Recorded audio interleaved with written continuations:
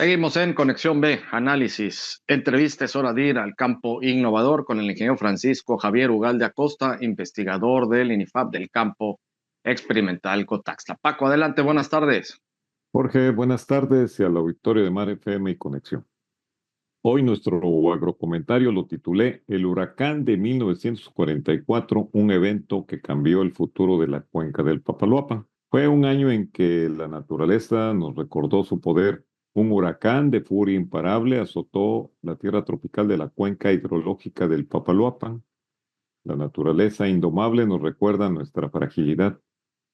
De 1921 a 1944, 7 grandes inundaciones precedieron al huracán de 1944.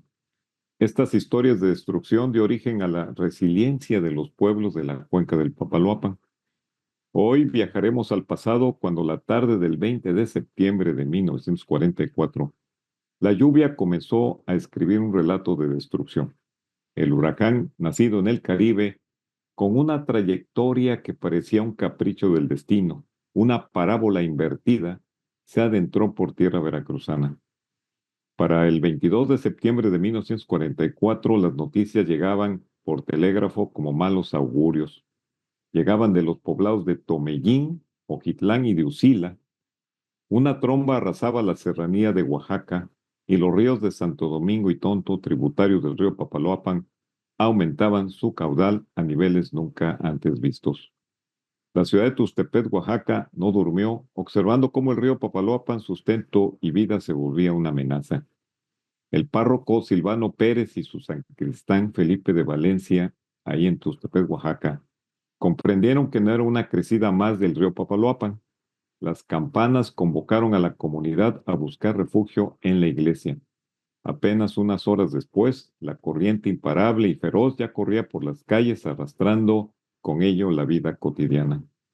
En medio de este clamor se escuchaban los gritos de auxilio, el estruendo de los derrumbes de casas, las detonaciones de armas que se alzaban al cielo como súplicas mudas.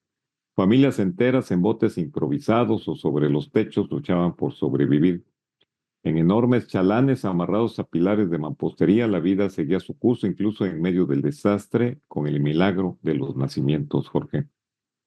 Así es, Paco, todas estas inclemencias del tiempo han azotado pues ya varias veces a la cuenca del Papaloapan y específicamente Tlacotalpan.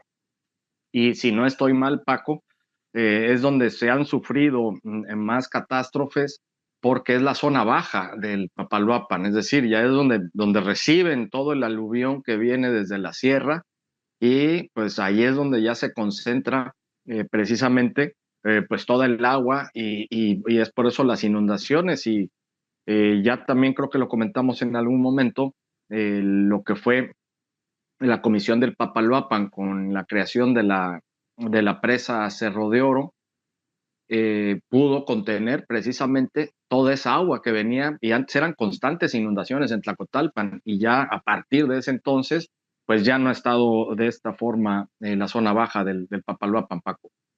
Sí, aunque la parte que motivó la creación de esta comisión de Papaloapan fue por pues, la tragedia, particularmente en Tustepet, donde sí hubo, ahí recibieron los fuertes embates por el desnivel del terreno de los ríos que precisamente en la sierra nacen, y fue donde más daño hubo, pero fue parejo, ahorita más adelante les comento el impacto, y bueno, Tlacotalpan ha seguido sufriendo por inundaciones, pero no es lo mismo cuando está controlado los ríos que cuando no existía nada.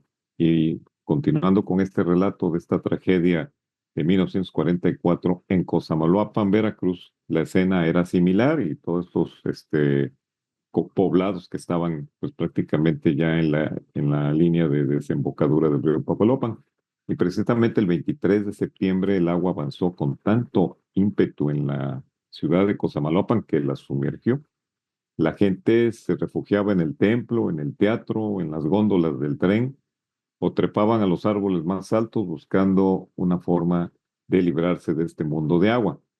El 24 de septiembre el panorama era desolador. El río seguía subiendo, y la corriente arrastraba todo a su paso, ganado, casas, y por primera vez se avistaron cuerpos sin vida de quienes no pudieron escapar.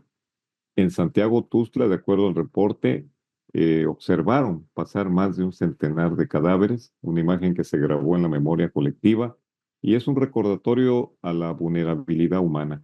El impacto se extendió por toda la región, a Matitlán, Acula, Tlacotalpan, Villalero, San Juan Evangelista, Jesús Carranza, Villazueta, inclusive en Veracruz, Boca del Río, Cotazla, inclusive el panteón que está en el campo Cotazla, es producto de que ahí fueron los primeros entierros de las personas que se ahogaron y era el único lugar más alto dentro de las instalaciones del campo que todavía no existía.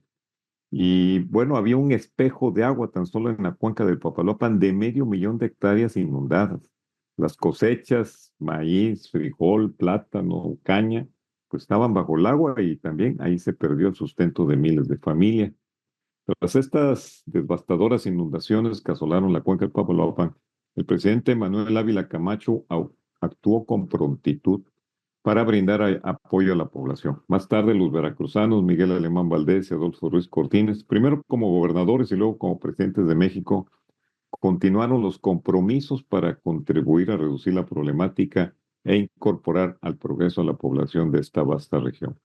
De la tragedia y el dolor se transformó en un motor para el cambio. De aquí se gestó uno de los proyectos de desarrollo integral más importantes de nuestro país, la Comisión del Papaloapan, como mencionabas hace un momento, un proyecto que construyó las presas y diversas obras de infraestructura. Todo lo que hoy vemos tiene sus raíces en esa catástrofe.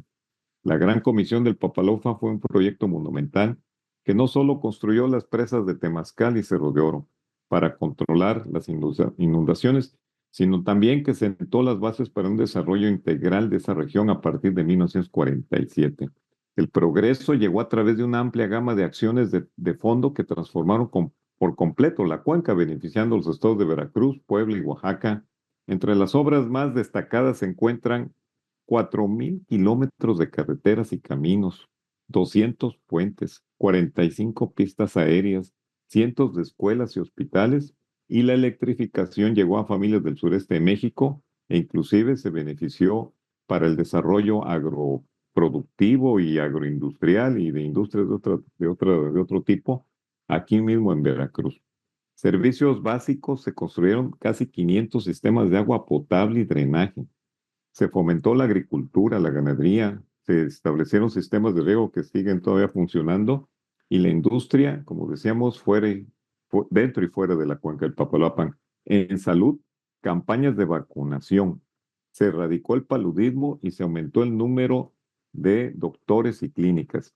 Este esfuerzo conjunto marcó un antes y un después en la vida de los habitantes de la región del Papaloapan, convirtiéndose en el cimiento del progreso y el desarrollo que hoy disfrutan quienes viven y transitan por la cuenca del Papaloapan. A 81 años de este evento meteorológico de gran impacto, recordamos esta situación, pero también debemos recordar, Jorge, que hace 15 años aquí padecimos el huracán Car, categoría 3, Jorge. Sí, así es, Paco, y fíjate que precisamente hace 15 años, en el 2010, con el huracán Carl, nosotros estuvimos haciendo muchas labores pues de asistencia entre rescate y ya posteriormente allá en toda la cuenca del Papaloapan, con un grupo grande de pues todos civiles, hicimos toda una mega logística llevando en miles de despensas a las familias que estaban, pues muchas de ellas sí que perdieron todo, estaba negado y realmente fue todo una labor que se realizó y créeme que sí estaba bastante mal la cosa. Yo tuve la oportunidad de hacer todo ese recorrido con toda esta gente y sí, me impacta muchísimo, Paco.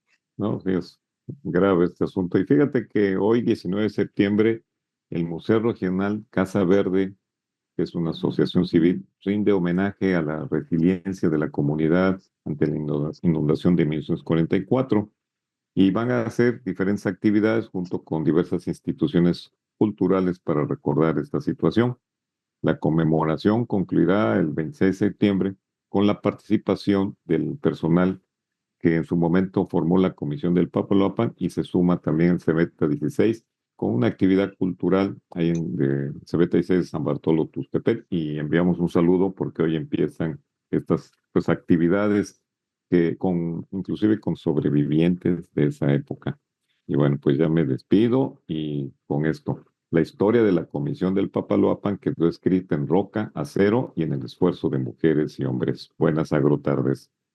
Claro que sí, Paco. Muchas gracias al ingeniero Francisco Javier Ugalda Costa, investigador del INIFAP del campo experimental Cotaxtla en el campo innovador. Con esto llegamos al final del programa y de la semana. Muchísimas gracias a todos ustedes por su atención. Nos despedimos. Vamos a estar con más Conexión B Análisis, entrevista el lunes en punto de las 5 de la tarde. Pásela muy bien.